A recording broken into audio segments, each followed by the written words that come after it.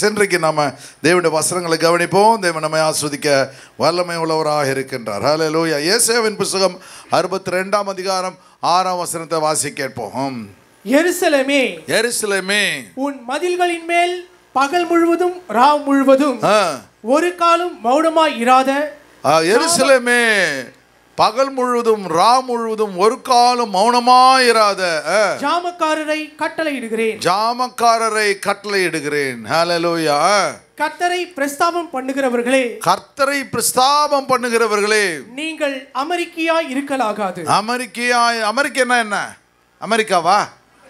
America என்ன? சைலண்டா இருக்கக்கூடாது, சும்மா உட்காந்துடக்கூடாது அப்படின்னு அர்த்தம். ஹல்லேலூயா. எருசலேமே, உன் முதல்கள் முழுவதும். 2வது வசனத்தை வாசிங்க. அவர் எருசலேமை ஸ்திரப்படுத்தி, அவர் எருசலேமை ஸ்திரப்படுத்தி பூமியிலே அதை புகழ்ச்சியாக்கும் வரைக்கும், பூமியிலே அதை புகழ்ச்சியாக்கும் வரைக்கும் அவரை அமர்ந்திருக்க விடாதிருங்கள். அவரை அமர்ந்திருக்க விடாதிருங்கள். இனி நான் உன் தானியத்தை உன் சத்துருக்களுக்கு ஆகாரமாக கொடேன். இனி நான் உன் தானியத்தை, என்னோட ஆசீர்வாதத்தை, உன் அப்பத்தின் தண்ணீரையும் நான் என்ன பண்ணுவேன்? ஆண்டவராகிய நான் புறஜாதிகளுக்கு கொடுக்க மாட்டேன், சத்துருக்களுக்கு கொடுக்க மாட்டேன்.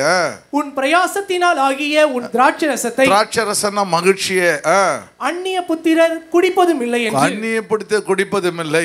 கர்த்தர் தமது வலது கரத்தின் மேலும், கர்த்தர் தன்னுடைய வலது கரத்தின் மேலும், தமது வல்லமையுள்ள புயத்தின் மேலும், தமது வல்லமையுள்ள புயத்தின் மேலும் ஆணையிட்டார். ஹல்லேலூயா. இந்த 3 வசனங்கள் இன்றைக்கு 3 பகுதிகளாக கர்த்தர் வச்சிருக்கிறாரு. இந்த செய்தியுடைய தலைப்பு zeal for his people, ஜனங்களுக்கான வைராக்கியம். ஒவ்வொரு தேவனுடைய பிள்ளையும் விசுவாசியும் எப்படி இருக்க வேண்டும்?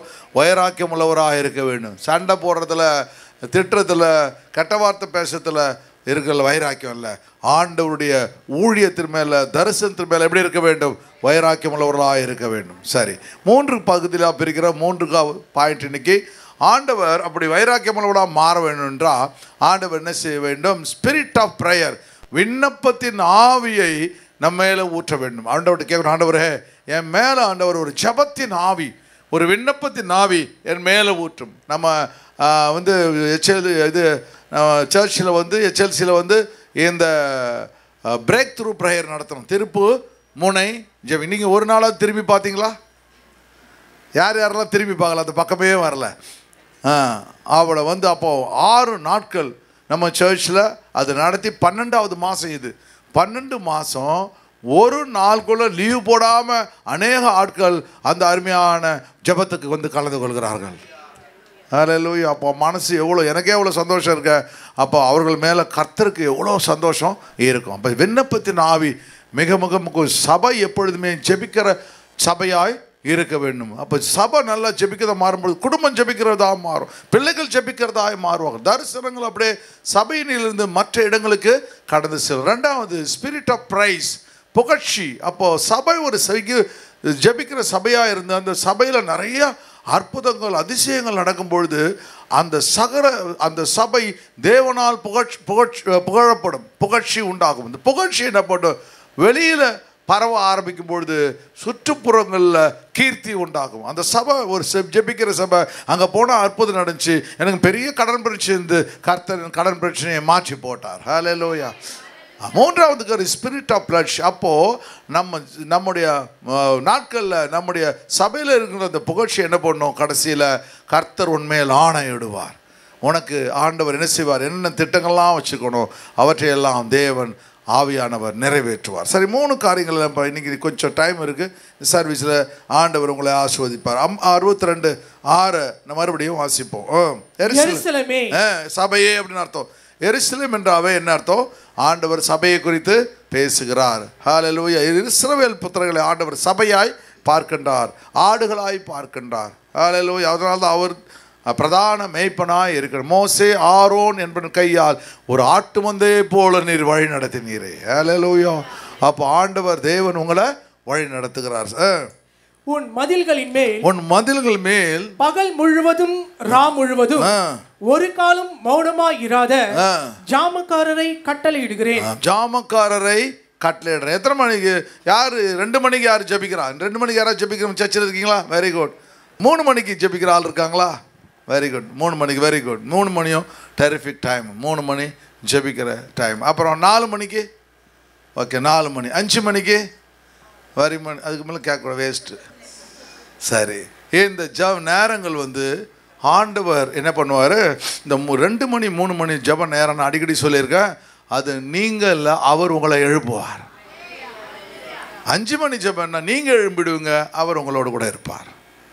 அது எல்லாரும் எழுந்திருக்கிற டைம். ஆனால் 3 மணி 2 மணி கர்த்தர் உங்களை எழுப்புகிற டைம்.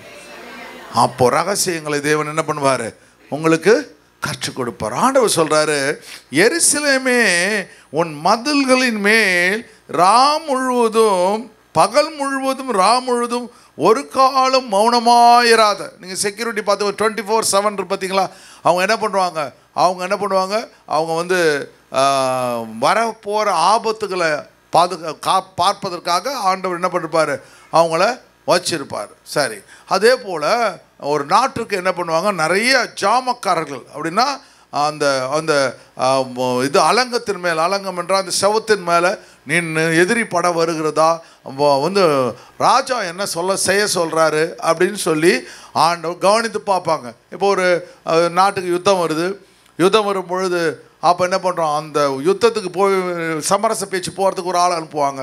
அந்த சமரச பேச்சு போகிற ஆள் என்ன பண்ணுவான், எதிரி ராஜா ரொம்ப தூரத்தில், இப்போல்லாம் டெலஸ்கோப் இருக்குது, இப்போ சிசி கேமரா இருக்குது, பக்கத்துலேயே பார்த்தலாம். ஆனால் அப்போல்லாம் ஒன்றுமே கிடையாதுல்ல.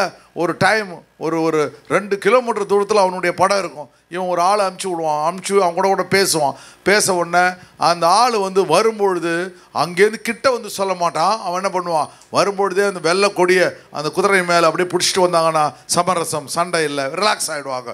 இல்லைன்னா அவன் சொல்லுவான், யுத்தத்திற்கு என்ன பண்ண, ஒரு கொடியும் பிடிக்கலாம், யுத்தம் நடக்க போகுது, அந்த குதிரை வேகமாக வந்துச்சுன்னா யுத்தம் நடக்க போகுது அப்படின்னு சொல்லி அவர்கள் முடிவு பண்ணுவாங்க. அதுபோல் ஜாமக்காரர்கள் ஒரு நாட்டிற்கு மிக மிக முக்கியமானவர்கள். அதுபோல் தேவனுடைய பிள்ளைகள், விசுவாசிகள், ரட்சிக்கப்பட்டவர்கள், அபிஷேகம் பண்ணப்பட்டவர்கள், வந்து ஊழியக்காரர்கள் ஒரு நாட்டிற்கு ஆண்டவர் ஜாமக்காரர்களாய் வைத்திருக்கிறார். நம்ம சர்ச்சில், லேக் சர்ச்சில் 24/7 சொல்லி 24 மணி நேரம் ஜெப கோபுரத்தை பிசாசு என்ன பண்ணான், அதை உடைச்சி போட்டான். ஆனாலும் கர்த்தர் என்ன பண்ணுறாரு, நம்மை உடைக்கலை. பில்டிங்கு தான் அவனால் உடைக்க முடியும், கர்த்தர் நம்மை ஆண்டவருக்காக உருவாக்கி வைக்கிறார். பிரேக் த்ரூ ப்ரேயர் கர்த்தர் இன்னும் நடத்துகிறாரு. டிமாலிஷிங் ப்ரேயர் கர்த்தர் இன்னும் நடத்த வல்லமை உள்ளவராக இருக்கிறார். நான் போன வாரங்களில் அந்த அரண்களை நிர்மூலமாக்கும் ஜபம் எல்லா இடங்களும் நடக்கணும்னு சொல்லி ஒரு அறிக்கை கொடுத்தேன். இப்போ 28 ஸ்டேட்லேயும் அதை இந்த 5 நாள் 31 1 2 3 4 தேதி வரலையும் 5 நாட்கள் இந்த டிமாலிஷிங் ஸ்ட்ராங் ஹோல்ட் ப்ரேயர், அதாவது அரண்களை நிர்மூலமாக்கும் ஜெபம் 6லேருந்து 7 காலையில், ஈவினிங் வந்து 7லேருந்து 8. இப்போ எல்லா சபைகளும் ஜெபிக்க ஆரம்பிச்சிருப்பாங்க. நாம் கூட அந்த நாளில் நம்ம ட்ரை பண்ணுவோம். 6 மணிக்கு எப்படின்னு பண்ணி ஜூமில் வைக்கலாமான்னு யோசிச்சுட்ருக்கேன். பார்ப்போம், கர்த்தர் நம்ம அதை ஆஸ்வதிக்க வல்லமை உள்ள. அப்போது ஒரு சபை எப்படி ஜெபிக்கிற சபையாய் மாறுதோ அந்த சபையில் என்ன நடக்கும், அற்புதங்கள் நடந்துக்கிட்டே இருக்கும். உங்களுடைய பிரச்சனை இப்போ பிரேக் த்ரூ ப்ரேயரில் இந்த ஒரு வாரம் நம்ம 6 நாள் நடத்தும் பொழுது அவங்க என்ன பண்ணாங்க, இந்த பிரேக் த்ரூ ப்ரேயரில் அப்படின்னு சொன்னால் உங்கள் குடும்பத்துக்காக ஜெபிச்சாங்க. ஒவ்வொரு விசுவாசி குடும்பம் நல்லா இருக்கணும், அவர்களுக்கு நல்ல வேலை கிடைக்கணும், பிள்ளைங்க நல்லா இருக்கணும், குடும்பத்திற்காக எல்லா காரியங்களும். முதல் நாள் வந்து நான் எடுக்கும்பொழுது அந்த பிரசங்கத்தில் சபையை வியாபார ஸ்தலமாக்காதீங்க அப்படின்னு ஒரு மெசேஜை கொடுத்தேன். 2வது ஒளியில் ஐக்கியமாக இருங்கள்னு 2வது செய்தியை கொடுத்தேன். 3வது என்ன கொடுத்தேன், வந்து ஆவியோடு உண்மையோடு எப்படி தொழுது கொள்ள வேண்டும்னு சொன்னேன். 4வது என்ன கொடுத்தேன், சாட்சியாய் மாற வேண்டும் சொல்கிறேன். 5வது நாள் என்ன கொடுத்தேன், கர்த்தருடைய சித்தத்தின்படி செய்வார். 5 நாள் அவன் கொடுத்த அந்த காரியங்களை தேவன் என்ன பண்ணுவார், தேவன் 6வது நாள் ஆண்டவர் உன்னை கூட்டி சேர்க்க தேவன் வல்லமை உள்ளவராக இருக்கிறார். ஹல்லேலூயா. எருசலேமே எருசலேமே, அதை குறித்து நான் பேசுகிறேன். 6 நாட்கள் 6 மெசேஜ், வருகிற விசிட்டிங் பாஸ்டரும் அவரும் ஒரு மெசேஜ். இவன் எல்லாம் எதுக்குன்னா ஆண்டவருடைய பிள்ளைகள் எல்லாமே சுகமாக இருக்க வேண்டும். ஹல்லேலூயா. அப்போ உங்களுக்காக சபை ஜெபித்து கொண்டு இருக்குது. சொல்லுங்கள், எனக்காக சபை ஜெபித்து கொண்டு இருக்கு. நீங்கள் சொல்லுங்கள், நன்றி பாஸ்டர். நீங்கள் சொல்ல மாட்டீங்க, அதனால தான் உங்களை சொல்கிறேன். சரி, கவனிங்க. அப்போ எருசலேம் என்றால் சபை உன் மதில்கள் மேல். அப்போ மதில்களை சுவரை பாருங்க. 1535 1538 இயேசு பிறப்பதற்கு முன்பாக இந்த ஆலயம் அழகாக கட்டப்படுகிறது. அதுக்கு முன்பாக 4000 வருஷத்துக்கு முன்னாடி ஜெபூசைட்ஸ் எபூசியர் அங்கே போயிட்டு குடியேறுறார்கள். கேனனைட்ஸ் குடியேறுறாங்க. அதற்கு பிறகு ஆண்டவர் தேவன் என்ன பண்ண அந்த அருமையான இடத்தை கட்டுகிறார். அதுக்கு ஜெருசலேம் என்று பெயர் வைக்கிறார். ஜெரு அப்படின்னா ஈரே, யெகோவா ஈரே, ஈரா, அதான் ஜருன்னு வருது. ஈரே, இப்போ ஈரேன்னு என்ன? கர்த்தர் பார்த்து கொள்வார். அவன் ஐசக் பலி செலுத்த போகிறான். அந்த சமயத்தில் ஐசக் கேட்குறான், டாடி கட்டை இருக்குது, நெருப்பு இருக்குது, ஆடு இல்லைங்க டாடி, கர்த்தர் பார்த்து கொள்வார். அல்லேலூயா. அதுக்கு தான் ஈரே, அவர் பார்த்து கொள்வார். ஈரே அப்படின்னா தான் ஜரு, அப்படி ஜரு. ஷலோம் அப்படின்னா அந்த இடம் சலோமின் பட்டணம் அது.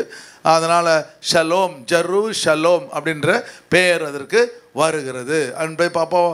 யார் அந்த பேரை வைக்கிற? அருமையான ஆபிரகாமால் உருவாக்கப்பட்டது. அதனால தான் கரெக்டாக அந்த இடத்துக்கு தேவன் ஆபிரகாமை கொண்டு சென்று ஈசாக்கு, அதில் தான் இப்போ நிறைய பிரச்சனைகள் வருகிறத பார்க்க முடிகிறது. அந்த இடம் தான் மிக முக்கியமான. அந்த இடத்துல தான் தாவீது பணம் கொடுத்து ஓர்னான் களம் என்று அந்த இடத்துல அவங்ககிட்ட இருந்து வாங்கி அந்த இடத்துல தேவனுடைய ஆலயத்தை கட்டுகிறான். வாங்கும்போது எவ்வளோ புத்திசாலி பார்த்தீங்களா? சும்மா வாங்கல, ராஜா டக்குன்னு எடுத்துக்கல, அதை பட்டா போட்டு ரெஜிஸ்டர் பண்ணுறான்.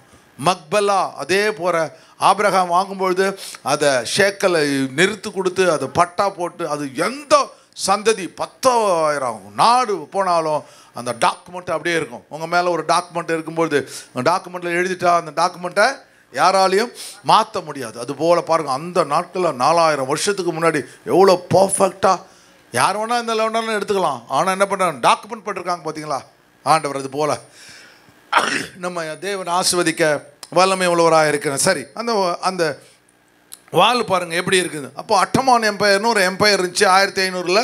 அந்த அட்டமான் எம்பையர் அவர்கள் அந்த இடத்த பிடிச்சிட்றாங்க. எந்த இடத்த பிடிச்சிட்றாங்க?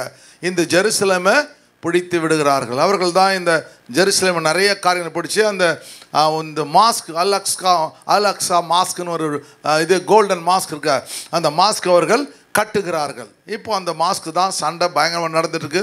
அந்த மாஸ்க்கு இதில் ஆண்டவர் இயேசு வரப்போகிறார், அந்த இடத்துல ஆலயம் கட்டப்பட போகுது என்று ஒரு பெரிய தீர்க்க தரிசனம் நிறைவேறி கொண்டிருக்கு. சரி, அந்த வால் பார்த்தீங்கன்னா லென்த் எவ்வளோ பார்த்தீங்கன்னா 4018 மீட்டர். அப்படின்னா மீட்டரில் ஃபீட்லனா 3.28. அப்போ 13,000 அடி நீளம். இந்த மதில் சுவர் எவ்வளோ தூரம் நீளம்? 13,000 அடி நீளம் உள்ள மதில் சுவர் கட்டப்படுகிறது. சரி, அது எப்படின்னா அதனுடைய உயரம் எவ்வளோன்னா அதில் 40 அடி 39.37 40 அடி உயரம். அப்போது 13,000 அடி சுற்று சுவர். பிறகு அதனுடைய திக்னஸ் அகலம் எவ்வளோன்னா 8.2 அடி. அப்படின்னு இந்த இங்கேருந்து இவ்வளோ தூரம் அந்த 8 அடி இவ்வளோ தூரம். அப்போ 4 பேர் அது மேலே நடந்து ஓடலாம். அந்த அளவுக்கு ஒரு பெரிய மதில் சுவர் அந்த இடத்தை சுற்றி கட்டப்படுகிறது.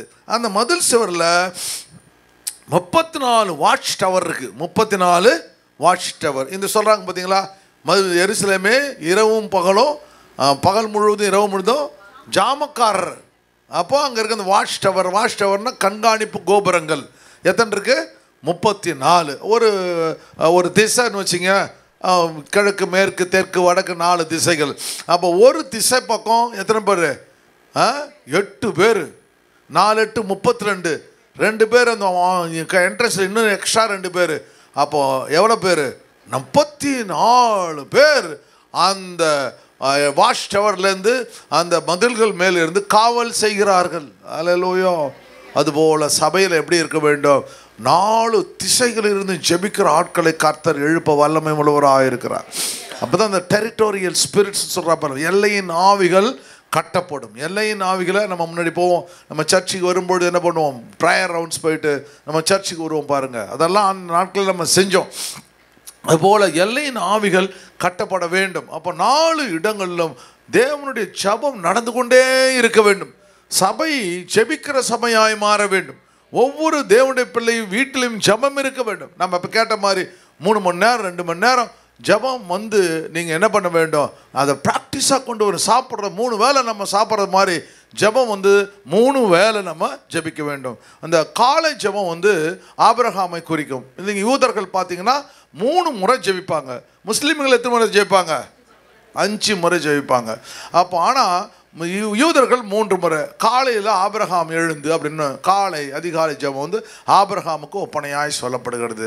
ரெண்டாவது வந்து இவன் வந்து ஈசாக்கு வந்து பகல் வேலையிலே அப்படின்னு வரும் பாருங்க. அப்போ பகல் வேலை மத்தியான ஜெபத்துக்கு ஈசாக்கை ஒப்பனையாய் சொல்லப்படுகிறது. இரவு ஜெபம் வந்து ஜேக்கப்புக்கு ஒப்பனையாய் சொல்லப்படுகிறது. 3 வேலை. அதனால தான் யூதர்கள் ஆபிரகாம், ஈசாக்கு, யாக்கோபு அந்த 3 பேரையும் நினைவு கூறுவனமாய் 3 வேளை அவர்கள் ஜெபிக்கிறார்கள். அதே போல் தேவனுடைய பிள்ளைகளை எப்போ ஜெபிக்க வேண்டும்? 3 வேளை ஜெபிக்கிற ஒரு பழக்கம் இருக்க வேண்டும். ஒரு அருமையான இந்தியன் பேங்க் மேனேஜர், எங்களுடைய ரிலேட்டிவ் தான். அவர் என்ன பண்ணுவாராம், ஒரு அட்டெண்டராக இருந்தார் ஒரு பேங்க்கில், மவுண்ட் ரோடு பேங்க்கில். அந்த பேங்க்கில் வந்து ஒரு அட்டெண்டராக என்னன்னா ஆஃபீஸ் பாய் தண்ணி கொண்டு கொடுப்பார். அந்த மேனேஜர் ஒரு நாள் அவர் எடுத்துன்னு வந்த தண்ணி வந்து சரியாக வந்து கீழே ஒழி வச்சு அந்த ஊற்றிட்டார். உடனே மீதி இருக்க தண்ணி மூஞ்சில் ஊற்றிட்டார். ஊற்றிட்டு உடனே இவர் போய் இந்த லாக்கரில் போயிட்டு ஓன்னு அழுதாராம். அப்போது ஆண்டவரே, காலையில் வரும்போது ஜெபிச்சுட்டு தானே வந்தான் அவரே, வந்து ஜெபிச்சுட்டு வந்தேன், ராத்திரியும் மட்டும் ஜெபிக்கிறேன், இந்த ஆள் வந்து என் மூஞ்சில் இந்த தண்ணியை ஊற்றிட்டானே, ஒன்று மதியானம் ஜெபிக்க சொல்கிறமானே. அதில் தான் அவர் என்ன செஞ்சாரா, ஆஃப்டர்நூன் ஜெபம் அந்த லாக்கர் ரூமில் போயிட்டு உட்காந்து எல்லோரும் சாப்பாட்டு எல்லாம் 1 மணி நேரம் இருக்கும் பாருங்க, அந்த 1 மணி நேரம் போயிட்டு உட்காந்து சாப்பிட்டு முடிச்சுட்டு இல்லை சாப்பிட்றதுக்கு முன்னாடி ஒரு 15-20 நிமிஷம் அப்படியே கண்ணீரோட கதறி அழுது முழங்கால் போட்டு அந்த ஆஃபீஸில் யாரும் இல்லாமல் ஜெபிக்க பாருங்க. எந்த ஆஃபீஸில் அவர் வந்து அட்டெண்டராக இருந்தாரோ அந்த ஆஃபீஸில் அதே இடத்துல போய் எக்ஸாம் எழுத ஆரம்பித்தாராம். எக்ஸாம் எழுதும்போது எஸ்எஸ்எல்சி ஃபெயில், இவர் எஸ்எஸ்எல்சி பாஸ் ஆனார். அதுக்கப்புறம் பிஏ பாஸ் ஆனார். அதுக்கப்புறம் பார்த்தா ப்ரமோட் ஆகி கடைசியில் அதே பேங்க்கில் மேனேஜர் ஆகி சீஃப் மேனேஜர் ஆகிட்டார். அவர் யார் தெரியுமா? இப்போ சீக்கிரட்டை உடைக்கிற நம்ம பாஸ்டர் அம்மாவுடைய தங்கச்சி பியூலா இருக்காங்கல்ல, அந்த பியூலாவுடைய மாமனார் ஆதிகேசவன் டேனியல். ஆமாம், ஆதிகேசவன் டேனியல் கடைசியில் பெரிய மேனேஜர், இந்தியன் பேங்குடைய பவர்ஃபுல் மேனேஜராக மாறினார். பார்த்தீங்களா, ஆண்டவர் எந்த நேரத்திலையும் உங்களை ஆசீர்வதிக்க வல்லமை உள்ளவராக. ஹல்லேலூயா. ராம் முழுதும் விழித்திருப்பே, நான் கண்ணுறங்க மறந்திடுவேன்.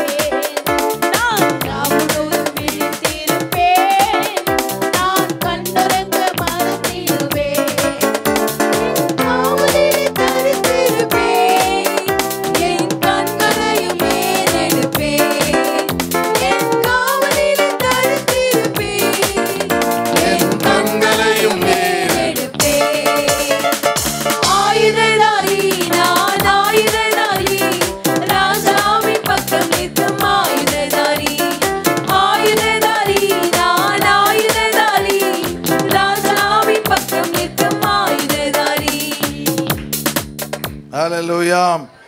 ஆண்டவர் தேவன் உங்களை எப்படி வச்சிருக்கிறாரு? ஆயுததாரிகளாய் வைத்திருக்கிறார். ஹல்லேலூயா. இந்த பாட்டு வந்து நான் சொல்லிட்டு இருந்த இந்த பாட்டு வந்து தாவீது வந்து அவருடைய பற்றி நான் ஒரு நாள் செய்தி எடுக்கும்போது ரொம்ப வருஷத்துக்கு முன்னாடி சவுலுக்கு அவன் என்ன பண்ணான், அவன் வந்து ஆயுததாரியாய் மாறினான்னு சொல்லி ராஜாவின் பக்கம் நிற்கிற ஆயுததாரியாக மாறினா. அந்த ராத்திரி தான் இந்த பாட்டை அந்த மெசேஜ் எடுத்துகிட்டு வந்து இந்த பாட்டை தேவன் என்ன கொடுத்தார். ஹல்லேலூயா. சரி, அப்போ ஆண்டவர் இந்த எப்படி அப்போ 34 வாட்ச்மேன் அப்படின்னா அந்த இது வந்து ஜாமக்காரர்கள் இல்லையா, வாட்ச்மேன் ஜாமக்காரர்களை காவலாளிகளை கர்த்தர் என்ன பண்ணுறாரு வைத்திருக்கு. அப்போ சபைக்கு எத்தனை பேர் வரணும்? மினிமம் 34 பேர் ஜெபிக்கிறவங்களாக மாற வேண்டும். ஹல்லேலூயா. 4-8 8 பேர், ஒரு ஜாமத்துக்கு 8 பேர், 4 திசைகள், ஒரு ஜாமத்துக்கு 8 பேர் 4-8 32 பேர் மினிமம் 32 பேர் ஜெப பங்காளர்களாய் மாற வேண்டும். 8 மணி நேரம் இல்லையா. ஆண்டவர் தேவன் அந்த 8 ரொம்ப முக்கியமான 24 மணி நேரம் வந்து முடிஞ்சு போகுது பாரு. 4-8 இன்னும் அது பவர்ஃபுல்லாக கர்த்தரை மாற்றார். சரி, எங்க பாருங்க. அப்போ 34 கேட்டு, அப்புறம் 8 கேட்டு இருக்குது பாருங்க. அங்கே 8 கேட்ஸ் இருக்கும். ஜாஃபா கேட்டு, ஸ்டீஃபன் கேட்டு, இப்படி 8 கேட்டுங்க அந்த அந்த மதில் சுவரை சுற்றிலும் ஆண்டவர் வச்சிருக்கிறார். ஹல்லேலூயா. ஆண்டவர் எனக்கு பிடிச்ச ஒரு ஆள் ஸ்டீஃபனில், அந்த கேட்டு ஸ்டீஃபன் கேட்டுக்கு உள்ளே போகும்பொழுது என் கேமரா வந்து ரிப்பேர் ஆகிடுச்சு போச்சு ஒரு நிமிஷத்தில். எனக்கு ஆச்சரியமாக இருந்துச்சு, என்னடா அதான்டா எடுக்கணும் வந்த ஸ்டீஃபன் கேட்டு போய் எடுக்கணும் வந்தா அங்கே தானே ஆண்டவர் அவன் பிரசங்கம் பண்ணும்பொழுது அவனை கல்லால் அடித்து சாவடிக்கிறாங்க. அப்போ ஆண்டவர் பிதாவாகிய குமாரன் கிறிஸ்துவும் எழுந்து நிற்கிறாங்க. அப்போ அந்த கேட்டை எடுக்கணும்னு சொல்லிட்டு ஆவலாம் அந்த கேமரா எடுத்துன்னு ஆப்ரேட் பண்ணணும். டொக்குன்னு உள்ள ஒன்றும் போயிடுச்சு. அப்புறமா பார்த்தா உள்ளே போனோன்னா வேலை செய்யுது. அவர் அதை 2 அரை விட்டேன். வேலை செய்ய வேண்டிய நேரத்தில் வேலை செய்யாது, உன்னை விலை கொடுத்து வாங்கினேனே அப்படின்னு யோசித்தேன். அப்படியே ஆண்டவர் நம்மளையும் நினைப்பார்ல, செய்ய வேண்டிய நேரத்தில் செய்ய மாட்டேன். அதுக்கப்புறம் 60 வயசில் ஐயோ அது செய்யலை இது செய்யலை. செய்ய வேண்டிய நேரத்தில் பக்கத்தில் பாருங்க, செய்ய வேண்டிய நேரத்தில் வேலை செய்யுங்க. ஆமாம். இப்போ எசேக்கியேல் 41 பார்த்தா அந்த நீளம் அகலத்தெல்லாம் ஆண்டவர் அழகாக சொல்லித் தருகிறத பார்க்க முடியும். சரி, கொஞ்சம் குயிக்காக போகலாமா? சப்ஜெக்டை ரொம்ப எடுக்கலாம். ஆபகுக் 2:1 பாருங்க. ஒரு காவலாளி எப்படி இருக்க வேண்டும் என்று ஆபகுக் அழகா சொல்லித்தரான் பாருங்க. காவலாளி ஆபகுக் 2:1 வாசிங்க. என் காவலிலே தரித்து, என் காவலிலே தரித்து. ஒரு ஊழியக்காரன், ஒரு ஜாமக்காரன், ஒரு விசுவாசி எப்படி இருக்க வேண்டும்? காவலிலே ரெடியா இருக்க வேண்டும். அல்லையா? ஆண்டவர் எப்படி பண்ணா? ரெடியா இருக்கு. பஸ்கா ஆசரிக்கும் போது என்ன பண்ண? அவனும் கால்களில் என்ன பண்ணு? நீ பாதரட்சைகளை தரித்து கொள்ளு, ரெடியா இரு அப்படின்னு சொல்றாரு. அது போல செபிக்கிறதுக்கு ஆயத்தமாக இருக்கணும். நைட்டு முழுவதும் கொரட்டை விட்டு தூங்கிட்டு இருக்கக்கூடாது. சொல்லிட்டு படுக்கணும். படுக்கும்போதே ஆண்டவரே இன்னைக்கு ராத்திரி என்னை எழுப்புங்க சாமி, உங்களோட கூட பேசணும் சாமி அப்படின்னு நீங்கள் கேட்டு பாருங்க. ஆண்டவர் கட்டாயம் தூங்கவே விட மாட்டார். ஹல்லேலூயா. சார் பாஸ்டர் நைட்டு ஃபுல்லாக தூங்கலாம், வேலை இதுக்கு ஜாபுக்கு போயினா அங்கே தூங்கு. சரி, ஆண்டவர் என்ன செய்கிறாரு? தேவன் உங்களுக்கு எல்லாவற்றையும் அப்போ தரித்திருன்னா அந்த இடத்துல stand by, I will stand my watch. கவனிக்கிறது. தரித்துன்னா எந்த வேலையில் இருக்கோ அந்த வேறத்தில் கவனிக்கிற காரியங்கள். 2வது என்ன செய்யறான்னா அரணிலே நிலை கொண்டிருந்து, செட் மை செல்ஃப் அப்படின்றான். அப்போ எந்த வேலையில் கடவுளை எனக்கு கொடுத்தாரோ, எந்த ஊழியத்தை எனக்கு கொடுத்தாரோ, எந்த குடும்பத்தை எனக்கு கொடுத்தாரோ, எந்த வேலையை எனக்கு கொடுத்தாரோ அதிலே நீங்கள் உங்களை நிலைத்திருக்க செய்ய வேண்டும். ஹல்லேலூயா. அதுதான் ஆண்டவர். அப்ப நிலை கொண்டிருந்து அவர் எனக்கு என்ன சொல்லுவார் என்றும். அப்ப அந்த வேலையில் இருக்க ஆள் எப்படி இருக்கணும்னா அலர்ட்டா இருக்கணும். பாஸ் என்ன சொல்லுவாரு, நம்ம மேல இருக்க மேனேஜர் என்ன சொல்லுவார், அலர்ட்டா இருக்கணும்.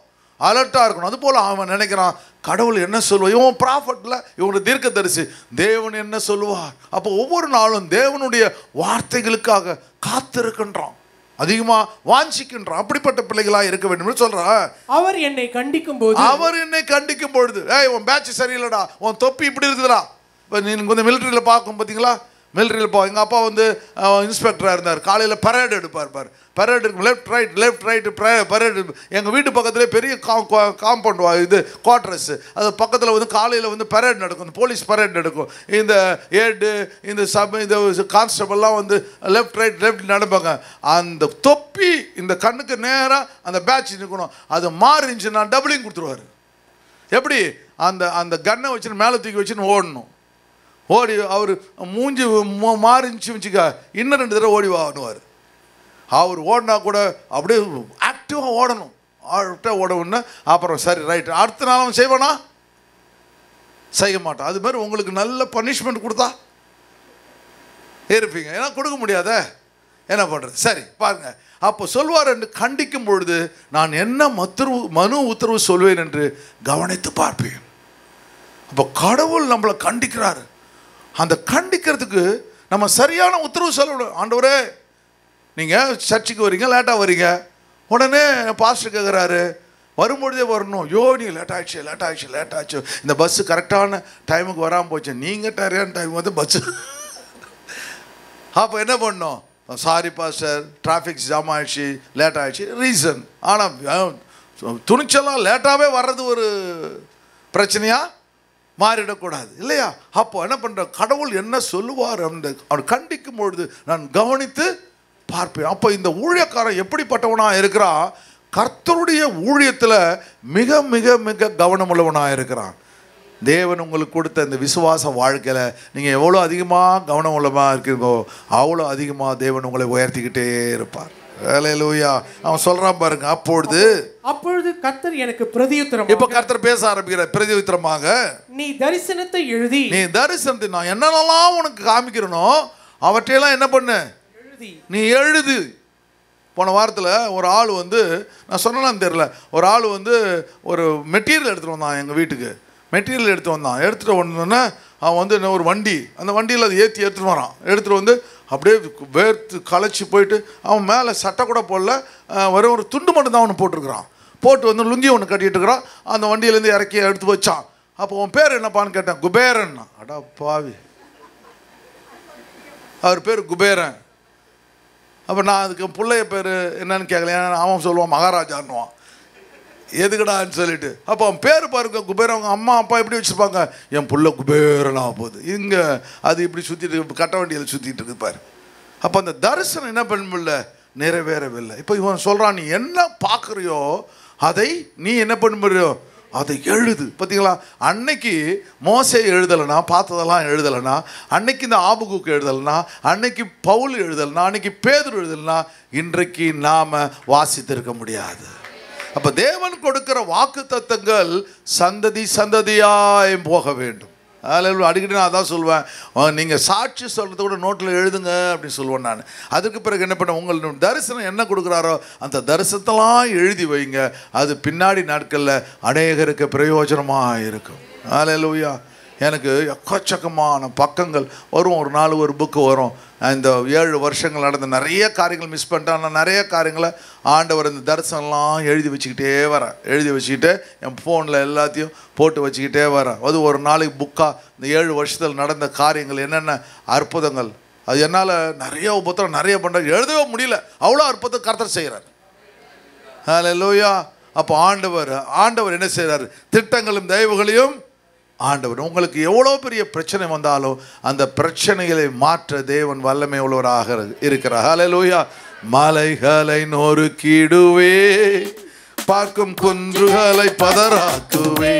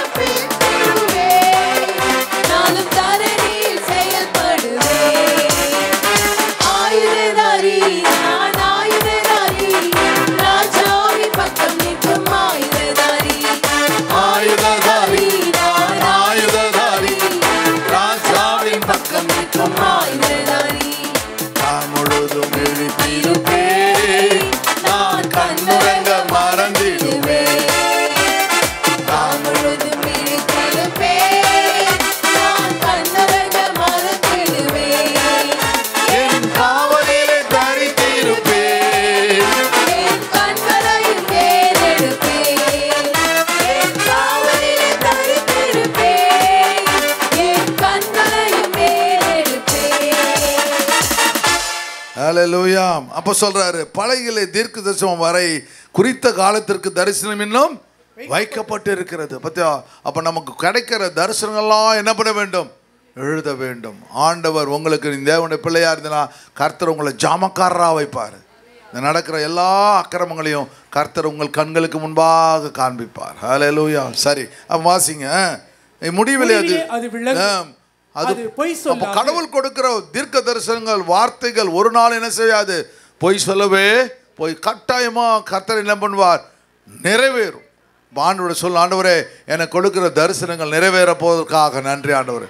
எத்தனை வருஷத்துக்கு முன்னாடி பார்த்த இந்த தரிசனங்கள்லாம் இன்றைக்கும் நிறைவேறி கொண்டிருக்கிறத பார்க்க முடியும். அது தாமதித்தாலும் அதற்கு காத்திரு, அது தாமதித்தாலும் அதற்கு காத்திரு, அது நிச்சயமாய் வரும், அது நிச்சயமாய் வரும், அது தாமதிப்பதில்லை, அது தாமதிப்பதில்லை. அப்போ ஜாமக்காரன் எப்படியாக இருக்க வேண்டும் என்றால் தரிசனம் உள்ளவனாய் இருக்க வேண்டும். அந்த தரிசனத்தை ஆண்டவருடைய சமூகத்தில் எழுதுகிறவனாய் இருக்க வேண்டும். அநேக சந்ததிக்கு அந்த தரிசனத்தை உங்களை கொண்டு கர்த்தர் எடுத்து செல்ல வல்லமை உள்ளவராய் இருக்கின்றார். ஹல்லேலூயா, ஹல்லேலூயா. அந்த பாருங்க எசேக்கியேல் புத்தகம் 33ஆம் அதிகாரம் 17ஆம் வருஷத்தில் பாருங்க, கர்த்தருடைய வார்த்தை எனக்கு உண்டாகி, மனுபுத்திரனே, உன்னை இஸ்ரவேல் வம்சத்தாருக்கு காவலனாய் வைத்தேன். ஹல்லேலூயா. அப்போ ஒவ்வொரு தீர்க்கதரிசியும் ப்ராஃபட்ஸும் கர்த்தர் எப்படி வைக்கிறாரு? தீர்க்கதரிசியாக வைக்கிறார். சபையில் ஒவ்வொரு விசுவாசியும் கர்த்தர் எப்படி வைக்கிறாரு? ஜாமக்காரனாய் வைத்திருக்கிறார். நீ என் வாயினாலே வார்த்தைகளை கேட்டு என் நாமத்தினால் அவர்களை எச்சரிப்பாயாக. அப்போ எச்சரிக்கை இல்லைன்னா சாபம் உண்மையில வரும் சொல்லி பின்னாடி வசனங்களை வாசிக்கணும். அப்போ நம்ம எப்படி இருக்க வேண்டும்? ஆண்டவருடைய திட்டங்களை நிறைவேற்றுவளாய் இருக்க வேண்டும். அதனால தான் எபேசியரில் சொல்லும்பொழுது ஆண்டவர் ரொம்ப அழகாக சொல்லுவார். எபேசியர் 4:11 பாருங்க, பரிசுத்தவான்கள் சீர் பொருந்தும்பட்டு சுவிசேஷ ஊழியத்தின் வேலைக்காக கிறிஸ்துவின் சரீரமான சபைக்கு பக்தி விருத்தி அடைவதற்காகவும் அவர் சிலரை அப்போஸ்தலராகவும், சிலரை தீர்க்கதரிசிகளாகவும், சிலரை சுவிசேஷத்திற்காகவும், சிலரை மேய்ப்பராகவும் போதவராகவும் 5 வகை ஊழியத்தை கர்த்தர் அவர்களை ஜாமக்காரராக வச்சு, இந்த தீர்க்கதரிசியா, சுவிசேஷகரா, மேய்ப்பரா வச்சு கர்த்தர் சபையை சீர்படுத்துகின்றார், உங்களை சீர்படுத்துகின்றார். ஹல்லேலூயா. திட்டங்களும் தயவுகளும் ஆசீர்வாதங்களும் கர்த்தர் என்ன பண்ணுவார்? உங்கள் மேலே கர்த்தர் வச்சிருக்கிறார். 2வது பகுதி போவோம், இன்னும் நிறைய இருக்குது. 2வது பகுதி ஸ்பிரிட் ஆஃப் பிரைஸ். அப்போ விண்ணப்பத்தின் ஆவிகள் ஜாமக்காரராய் சபை மாற வேண்டும். ஹல்லேலூயா. ஜெபிக்கிற பிள்ளைகளாய் தேவன் மாற வேண்டும். டெய்லி ஜெபிக்கிற ஆண்டவரே, ஜெபத்தின் ஆவியை மேலே ஊற்றுங்க. உங்கள் மேலே கர்த்தர் ஊற்றிட்டார்னா கட்டாயமாக நிச்சயமாக அதை பிள்ளைகள் மேலே கர்த்தர் ஊற்றுவார். ஹல்லேலூயா. ஒரு ஒரு ஒரு திரி ஒரு ஒரு ஒரு ஒரு விளக்கு எரியுதுன்னா, ஒரு விளக்கு எரியும் போது நல்லா கவனிச்சிங்களா? இந்த நாட்களில் என்ன பண்ணுறோம்? அந்த நாட்களில் வந்து சுவிட்ச் போட்டால் லைட் எரியுது. ஆனால் அந்த நாட்களில் விளக்கு எரியும் போது எத்தனை பூச்சி அதை சுற்றுது பார்த்தீங்களா? ஒரு நிமிஷம் கொசு கிசு எல்லாம் சுற்றி சுற்றி வரும். நீங்கள் எரிகிறன்னா அநேக ஆட்களை கர்த்தர் கொண்டு வருவார். நீங்கள் வீட்டில் அபிஷேகம் உள்ளவனா மாறினீங்கன்னா அந்த இடமே கர்த்தரை மாற்றி விடுவார். ஹல்லேலூயா. ஊழியம் செய்கிற அத்தனை பிள்ளைகளும் அப்படியே ஆய் மாற வேண்டும். அற்புதங்கள் நடக்கணும். வரும்பொழுதே மேலே படுகொண்டு ப்ரைஸ் பண்ணிகிட்டே வரணும். ஆண்டவரே, இந்த நாளை ஆசீர்வதி சாமி, என்னை சபைக்கு ஆண்டவரே ஊழியக்காரரா, வாலண்டியராக வச்சுருக்கேன் சாமி. ஹல்லேலூயா அப்படின்னு சொல்லி அபிஷேகத்தில் நிரம்பி ஜெபிச்சுட்டு நீங்கள் வந்து இங்கே உட்காரும் பொழுது, அந்த கதவை திறக்கும் பொழுது அந்த அசுத்த ஆவி ஓடி போத்துன்னு விழும். ஹல்லேலூயா. மனைவி வீழ விழுந்தவன கணவன் ரட்சிக்கப்படுவான், குடும்பம் ரட்சிக்கப்படுவோம். கர்த்தர் ஒரு பெரிய உயிர் மீழ்ச்சியை கர்த்தர் கட்டளையிடுவார். ஹல்லேலூயா. அதனால தான் கர்த்தர் அப்படியாக தேவன் சபையை வச்சு. 2வது ஸ்பிரிட் ஆஃப் பிரைஸ். பிரைஸ்னா புகழ்ச்சி. புகழ்ச்சி, கீர்த்தி என்ன அர்த்தம் அப்படின்னா, புகழ்ச்சி சபையில் எழும்புகிற ஒன்று. நீங்கள் சொல்கிற சாட்சி, அற்புதங்கள், இதெல்லாம் சொல்ல சொல்ல சொல்ல ஒரு புகழ்ச்சி உண்டாகுது. என்ன அருமையான ராஜாவை குறித்து சொல்லுவாங்க, இவர் நல்ல ராஜா, இவர் அருமையாக என்ன பண்ணுறார், நாட்டை ஆளுகிறார். புகழ்ச்சி உண்டாகுது. இந்த புகழ்ச்சி என்ன பண்ணும்? இங்கேருந்து ஆட்கள் வெளியில் போய் சொல்லும்பொழுது கீர்த்தியாய் மாறும். ஹல்லேலூயா. ஆண்டவர் தேவன் பரிசப்பா இவன் தாவீது சொல்லும்போது சொல்லுவான், நான் கட்டப்போகிற ஆளு புகழ்ச்சியிலும் கீர்த்தியிலும் சிறந்திருக்க பண்ணுங்க சாமி. மகாபெரிய அந்த ஆலயத்துக்கு போயிட்டு வந்தாங்க. அவ்வளோ பெரிய ஆலயங்க, அவ்வளோ அருமையாக இருக்குதுங்க, அவ்வளோ அருமையாக இருக்கும். பாடல் ஆராதனை அழகாக இருக்குதுங்க.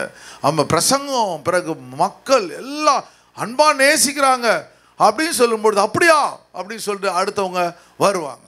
நீங்கள் உம்முன்னு இருந்தீங்கன்னா ஓடி போய்டும். அப்போ என்ன பண்ணோம்? இந்த புகழ்ச்சி ஆலயத்திலிருந்து வெளியில் கொண்டு போக வேண்டும், கீர்த்தியாய் மாற வேண்டும். எல்லா இடங்களும் தேவ திட்டங்கள் நிறைவேற்றும். அப்போ ஆண்டவர் சொல்கிறாரு, அவர் எருசலேமை ஸ்திரப்படுத்துவார். ஹல்லேலூயா. அப்போது அந்த ஜாமக்காரர் எருசலேம் என்றால் சபைன்னு சொல்ல பாருங்க, கர்த்தர் எஸ்டாப்ளிஷ் பண்ணுவார். என்ன காரியங்களை செய்கிறோமோ அதை எஸ்டாப்ளிஷ் பண்ணும் பொழுது என்ன நடக்கும்? பூமியிலே அதை புகழ்ச்சியாக்கும் வரைக்கும். அப்போது தேவனுடைய பிள்ளைகளை சபையாகிய வந்து எருசலேமாகிய சபையை அவர் ஸ்திரப்படுத்தும் பொழுது ஆண்டவர் என்ன செய்வார்? அதனுடைய புகழ்ச்சியை ஆண்டவர் என்ன பண்ணார்? எல்லா இடங்களையும் கொண்டு செல்லும் வரைக்கும் அவளை அமர்ந்திருக்க விடாதீங்க. அருமையா ஸ்தேவான் ஊழியம் செய்கிறான் பார்த்தீங்களா?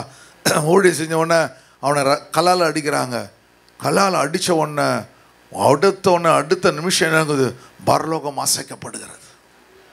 ஒரு பெரிய தேவன் ராஜா நம்ம போனால் எழுந்து நிற்பாரா? ஆனால் ஒரு சாதாரண மனுஷனை பார்த்து பரலோகம் எழுந்து நிற்கிறது. ஹல்லேலூயா.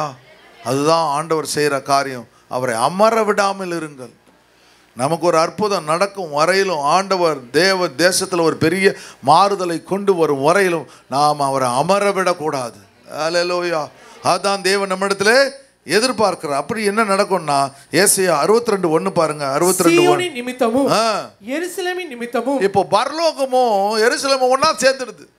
நீ பூமியில எதை கட்டுகிறாயோ அது பரலோகத்திலே கட்டப்பட்டிருக்கும். பூமியில எதை கட்டவிழ்க்கிறாயோ பரலோகத்திலே கட்டவிழ்க்கப்பட்டிருக்கும் இல்லையா? அப்போ சீயோனும் எருசலேமும் இப்போ என்ன செய்யுது? ஆண்டவர் தேவன் ஒன்றாக இருக்கிறார். அப்போ என்ன இருக்கும்? எருசலேம் நிமித்தம் நான் மௌனமாயிராமல், அமர்ந்திருக்கப்படாமல், அவரால் மௌனமாக இருக்க முடியல, உட்கார்ந்துருக்க முடியல. அப்போ என்ன செய்கிறாரு? நான் மௌனமாத நீதி பிரகாசத்தை போலவும். ஹல்லேலூயா. சாதாரணமாக எரிந்து கொண்ட விளக்கு ஹாலஜன் லேம்ப் மாதிரி மாறி போய்விடுது, பிரகாசமாய் மாறி போய்விடுது. அங்கே ஒரு லைட் எரியுது, நீங்கள் உட்காந்துருக்கீங்க, இங்கே லைட் அதோட பிரைட்டாக இருக்குது எனக்கு இல்லையா? இது ஆர்டிஃபிஷியல் லைட்டு. கர்த்தர் நேச்சுரலாகவே உங்களுடைய எல்லா காரியங்களும் ஒரு பிரகாசத்தை கட்டளையிடுவார். ஹல்லேலூயா. உங்கள் குடும்பத்தில் நீங்கள் பிரகாசமாக மாறுவீங்க. வேலை செய்கிற இடத்துல நீங்கள் பிரகாசமாக மாறுவீங்க. உங்கள் பாஸ் அவர் வரலையான்னு கேட்பார். ஹல்லேலூயா. லீவு போட்டால் ஏன்பா லீவு போடுற அப்படின்னு கேட்பார். அதில் வேலையை விட்டு போடுறேன், வேலையை விட்டு போதப்பா, சம்பளம் ஏற்றி தரம்பார். அதான் பிரகாசம். நீங்கள் செய்கிற ஊழியத்தினால நீ செய்கிற காரியத்தினால ஒரு பிரகாசத்தை தேவன் உங்கள் மூலமாக அந்த இடத்திற்கு கட்டளையிடுவார். அது வசனம் பாருங்க. நீதி பிரகாசத்தை போலும் அதன் ரட்சிப்புனா ஆண்டவர் தேவன் ஒரு பெரிய பாதுகாப்பை எருசலேம் சபைக்கு தேவன் கொடுப்பார். ரட்சிப்பு எப்படி இருக்குமா? எரிகிற தீவட்டியை போல. ஹல்லேலூயா, ஹல்லேலூயா, ஹல்லேலூயா. பிரகாசம் அங்கத்தில் இருக்குது, ஆனால் தீவட்டி நீ எங்கே வேணாலும் எடுத்துகிட்டு போகலாம் பாருங்க, கையில் எடுத்துகிட்டு போகலாம் தீவட்டி. அதுபோல் கர்த்தர் உங்களை மலையின் மேலே உள்ள பட்டினமாய் மாற்றுவார். போகிற இடங்கள்லாம் நீங்கள் பிரகாசத்தை கொடுக்க, எங்கே நீங்கள் போகிறீங்களோ அங்கெல்லாம் கர்த்தர் ஒரு தீவட்டியை போல உங்களை உபயோகப்படுத்துவார். ஆனால் அந்த தீவட்டியுடைய திரி எப்பொழுதும் எண்ணெயிலே மூழ்கி இருக்க வேண்டும், இந்த அபிஷேகத்தில் இருக்க வேண்டும், சபையோடு கூட இருக்க வேண்டும், தேவனோடு கூட இருக்க வேண்டும். தேவ திட்டங்களை நிறைவேற்றும் பொழுது உங்கள் மேலே ஒரு பெரிய பிரகாசத்தை தேவன் கட்டளையிடுவார். ஹல்லேலூயா. உங்கள்கிட்ட பேசுறதுக்கு எல்லாம் பயப்படுவாங்க. நான் ஒரு ப்ராஜெக்ட் எடுத்தேன். அந்த ப்ராஜெக்ட் எடுக்கும் பொழுது அவங்க பெரிய ஆள், ரொம்ப பெரிய ஆள், கிட்ட பேசுறது கூட கிட்ட நெருங்கவே முடியாது. அந்த மாதிரி அவங்க பேச ஒரு அப்பாயின்மெண்ட் கொடுத்தா போகணும். அதுக்கு ஒரு 2 மணி நேரம் வெயிட் பண்ணணும். நான் ரிசப்ஷனில் உட்காந்துட்டு இருப்பேன் அவங்கள பார்க்கறதுக்கு. ஆனால் ஒரு நாள் வந்துச்சு, அவங்க என்ன பண்ணுறாங்க, வெளியூர் போன என்கிட்ட கையை கட்டின்னு ஜாம் பண்ண சொல்லுவாங்க. அப்போ நான் பாஸ்டரே கிடையாது, எவாஞ்சலிஸ்டாக இருந்தேன். ஆனால் பார்த்தாங்க, அடாடா இவருக்கு எங்கேயோ இருக்கிறாரு. அப்புறம் அடுத்த நிமிஷம் போகும்போதெல்லாம் I am going out of station, please pray for me, please pray. Room உள்ளே போனால் எழுந்து நிற்பாங்க. அங்கே வந்த உடனே கார் நின்ன உடனே போன உடனே டக்குன்னு you just open the door and come inside அப்படின்னு. ஒரு நாள் 2 மணி நேரம் ரிசப்ஷனு. அடுத்த நிமிஷம் அவங்க நமக்கு வெயிட் பண்ணுறவங்களுக்கு கர்த்தர் மாற்றினார். அவங்களுக்கு கடன் கொடுக்க கர்த்தர் செய்தார் ஒரு நாள். ஹல்லேலூயா. அன்னைக்கு கட்டின கை இன்னும் கட்டிட்டு இருக்குது. அந்த மாதிரி கர்த்தர் உங்களை தீவட்டியை போல கர்த்தர் உங்களை உபயோகப்படுத்துவார். ஹல்லேலூயா. அதற்காக தேவன் மௌனமாகவே இருக்க மாட்டார். உங்களை உயர்த்துவது தான், சபையை உயர்த்துவது தான் தேவனுடைய திட்டமாக இருக்கிறது. கரங்களை தட்டி கர்த்தருக்கு நன்றி செலுத்துங்க. ஹல்லேலூயா. கர்த்தருடைய திட்டங்கள். ஹல்லேலூயா. அப்போ 2ஆம் வசனம் பாருங்க. ஜாதிகள் உன் நீதியையும் சகல ராஜாக்கள் மகிமையும் காண்பார்கள். ஹல்லேலூயா. அப்போ ஆண்டவர் தேவன் இந்த எருசலேமை பார்க்கும் பொழுது அங்கே நடக்கிற காரியம் என்ன? ஜாதிகளும் நியாயமாக நடக்கிறான். இந்த சபை நியாயமான சபை. சகல ராஜாக்களும், அப்போ எருசலேமுக்கு ஒரு ராஜா இருப்பான், ஆனால் சுற்றிலும் இருக்கிற 28 ராஜாக்கள் உன்னை கவனிப்பார்கள். ஹல்லேலூயா. மகிமையை காண்பார்கள். அவங்களுக்கு மகிமை இல்லை, உன் மகிமையை அவர்கள் பார்க்க முடியாது செய்வார். நீ எங்கே இருக்கிறியோ அங்கே அநேகரை கர்த்தர் கொண்டு வருவார். ஹல்லேலூயா. உட்காந்துருக்க சீட்டுக்கு பாஸ் வந்து பேசுவார். அந்த மாதிரி கர்த்தர் அநேகரை கர்த்தர் உன் மூலயமா கர்த்தர் கொண்டு வருவார். அப்போ சொல்லுப்பாரு, அப்போ கர்த்தருடைய வாய் சொல்லு புதிய நாமத்தினால் நீ அழைக்கப்படுவாய். ஹல்லேலூயா. உனக்கு ஆண்டவர் ஒரு பெரிய பேரை கர்த்தர் உனக்கு கொடுப்பார். ஒரு அங்கீகாரத்தை கொடுப்பார், ஒரு கனத்தை கொடுப்பார், ஒரு உயர்வை கர்த்தர். உன்னை கொண்டு கர்த்தர் பெரிய காரியங்களை கர்த்தர் செய்ய வல்லமை உள்ளவராக இருக்கிறார். ஹல்லேலூயா. 3ஆம் வசனம் சொல்லுது, நீ கர்த்தருடைய கையில் அலங்கார கிரீடமாக இருப்பாய். அலங்கார கிரீடம் சொல்லுங்க. நான் கர்த்தருடைய கையில் அலங்காரமான கிரீடம். சரி, கர்த்தருடைய கையில் அலங்காரமான கிரீடமாக இருப்பேன். என் தேவனுடைய கரத்திலே ராஜமுடியாக இருப்பேன். ஹல்லேலூயா, ஹல்லேலூயா. கர்த்தருடைய அலங்கார கிரீடமா, கிரவுன் ஆஃப் க்ளோரியா, அலங்கார கிரீடமும் ஆண்டவர். ராஜமுடி, ராஜமுடினா என்ன? டைமண்ட் இல்லையா, டேடம் இல்லையா. ஆண்டவர் என்ன ராஜமுடி, அந்த ஆண்டவர் என்ன அந்த செங்கோல் போல, அது ஆண்டவர் என்ன பண்ணுவார்? ஒன்று ஒளி மிகுந்தவனாக கர்த்தர் மாற்றுவார். உங்களை கொண்டு கர்த்தர் ஆசீர்வாதங்களை கர்த்தர். 3வது காரியம் முடிச்சிடலாம், ஸ்பிரிட் ஆஃப் ப்ளட்ஜ். ஆண்டவர் 3வது காரியம் என்ன செய்கிறாரு? அந்த அருமையான காத்து உண்மையில் ஆணையிடுகிறார். நீ மௌனமாயிராமல் நல்ல ஜாமக்காரனாக இருந்து நீ செயல்படும் பொழுது ஆண்டவர் என்ன பண்ண? மௌனமாயிராமல் உன்னை தேவன் உயர்த்தும் பொழுது கடைசியில் என்ன செய்கிறாரு? கர்த்தர் உன் மேலே ஆணையிடுறார். நீ என் பிள்ளை, உனக்காக நான் எதையும் செய்வேன் அப்படின்னு சொல்லி கர்த்தர் உனக்காக என்ன பண்ணுறார்? அவர் ஆணையிடுகிறார். அவருக்கு மேலே யாராக இருக்காங்களா? யாரும் கிடையாது. நம்ம வேணால் அப்பா மேலே சத்தியம், அம்மா மேலே சத்தியம் வைப்போம். ஆனால் கர்த்தர் அவர் ஆணையிட்டானா அவருக்கு மேலே யாருமே இல்லைன்னு வேதவசனம் சொல்லுது. அதுபோல இந்த வசனம் பாருங்க, 62:8 பாருங்க. இனி நான் உன் தானியத்தை உன் சத்துருக்களுக்கு ஆகாரமாக கொடேன். இனி உன் தானியத்தை நான் சத்துருக்களுக்கு ஆகாரமாய் கொடேன். இத்தனை நாள் உன் ஆசீர்வாதங்கள் எங்கேயோ கடந்து போச்சு. உன் ஆசீர்வாதங்கள்லாம் உனக்கு கிடைக்க வேண்டிய ஆசீர்வாதம் புறஜாதிகள் அவர்கள் வந்து அனுபவித்தார்கள். ஒரு நாள் வரப்போகிறது, கர்த்தர் அந்த ஆசீர்வாதத்தெல்லாம் பிடுங்கி உன் கரங்களிலே கர்த்தர் கொடுக்க போகிறார். ஹல்லேலூயா. உன் தானியத்தையும் உன் சத்துருக்கள் ஆகாரமாக, உன் வயல் நிலங்கள். தானியம் எதை குறிக்கிறது? வயல் நிலங்களை குறிக்கிறது இல்லையா. வயல் நிலங்கள் அதெல்லாம் இன்னொருத்தவங்க எல்லாவற்றையும் அனுபவிச்சாங்க. அவங்க லேண்ட்லார்டுன்னு சொல்லிட்டு அவங்க அனுப்பிப்பாங்க. இன்னைக்கு சொல்றாரு கர்த்தர், உன் தானியத்தை என்ன பண்ணுமா? உன் சத்துருக்கள் ஆகாரமாய் கொடேன். இனிமேல் நடக்காது. நீ உனக்காக எல்லாவற்றையும் நான் சுதந்தரிப்பேன்னு அர்த்தம். உன் பிரயாசத்தினால் ஆகிய உன் திராட்சை ரசத்தை, உன் பிரயாசத்தினால் நீ கஷ்டப்பட்டு பயிரிட்ட திராட்சை பழங்களை நீ மற்றவங்களுக்கு கொடுத்துட்ற. அது நான் திராட்சை பழம் எதை குறிக்கிறது? மகிழ்ச்சியை குறிக்குது. உன் மகிழ்ச்சி போயிடுச்சு, சந்தோஷம் போயிடுச்சு, உன்னுடைய உனக்கு வந்து கஷ்டங்கள் வந்துச்சு. நான் இனிமே அப்படி செய்ய மாட்டேன். அந்த மகிழ்ச்சியை என்ன பண்ணுவேன்? அந்நிய புத்திரி நீ குடிப்பதில்லை. ஹல்லேலூயா. தமது வலது கரத்தின் மேலும் தமது வல்லமை உள்ள புயத்தின் மேலும் ஆணையிட்டார். ஹல்லேலூயா. எபிரேயர் 6ஆம் அதிகாரம் 13ஆம் வசனம் பாருங்க. ஆபிரகாமுக்கு வாக்குத்தத்தம் பண்ணின போது ஆணையிடும்படி தம்மிலும் பெரிய ஒருமையும் இல்லாதபடினாலே தாமன் பேரிலேயே ஆணையிட்டார். உன்னை நிச்சயமாக ஆசீர்வதித்து உன் பேரை நான் பெருமைப்படுத்துவேன். ஹல்லேலூயா. ஆண்டவரே ஆசீர்வதிச்சார். அவருக்கு மேலே யாருமே கிடையாது. அதுபோல கர்த்தருடைய வாக்குத்தத்தம், கர்த்தருடைய ஆணை, கர்த்தருடைய அபிஷேகம், கர்த்தருடைய வார்த்தைகள் உன் மேலும் உன் குடும்பத்தின் மேலும் எப்பொழுதுமே வியாபித்து இருக்கும். ஆண்டவருக்கு நீங்கள் நன்றி சார். 3 காரியங்களை கர்த்தர் இன்றைக்கு நம்மோடு கூட பேசினார். ஒன்று வந்து ஸ்பிரிட் ஆஃப் ப்ரேயர் அப்படின்னா விண்ணப்பத்தின் ஆவி. மௌனமாயிர ஜாமக்காரரை போல 24 மணி நேரமும் தேவனோடு தரித்திருக்கிற ஒரு அபிஷேகத்தை கர்த்தர் நமக்கு தர வேண்டும். 2வது, அப்படி செய்யும் பொழுது அதனால் வரும் புகழ்ச்சி என்ன செய்யும்? அநேகர் ஆண்டவரையே விற்கார விடாது. ஆண்டவர் என்ன பண்ணுவார்? அவர் எரிகிற தீயட்டி போல கர்த்தர் நம்முடைய பிரகாசத்தை பெருக பண்ணுவார். 3வது காரியம் பார்த்தோம், ஸ்பிரிட் ஆஃப் ப்ளட்ஜ். அவர் உன்மேல் ஆணையிடுவார். ஆபிரகாமுக்கு இப்படி ஆணையிட்டால உன்னை ஆசீர்வதித்து உன் பேரை நான் பெருமைப்படுத்துவேன்னாரு. இந்த நாள் வரையிலும் அவனுடைய பேரை பெருமைப்படுத்திக் கொண்டிருக்கிறார். ஹல்லேலூயா. அதுபோல் உங்கள் குடும்பத்தை, உங்களோட வேலை ஸ்தலங்களில், வியாபாரத்தை கர்த்தர் பெருமைப்படுத்துவார், கனப்படுத்துவார். அநேகருக்கு உங்களை ஆசீர்வாதமாய் வைப்பார். நீ ஆண்டவருடைய கையில் எப்படி இருப்பார்? தேவனுடைய ராஜமுடியை போல. ஹல்லேலூயா. அருமையான திட்டங்களை கர்த்தர் உனக்கு கொடுக்க இரக்கமுள்ளவராய்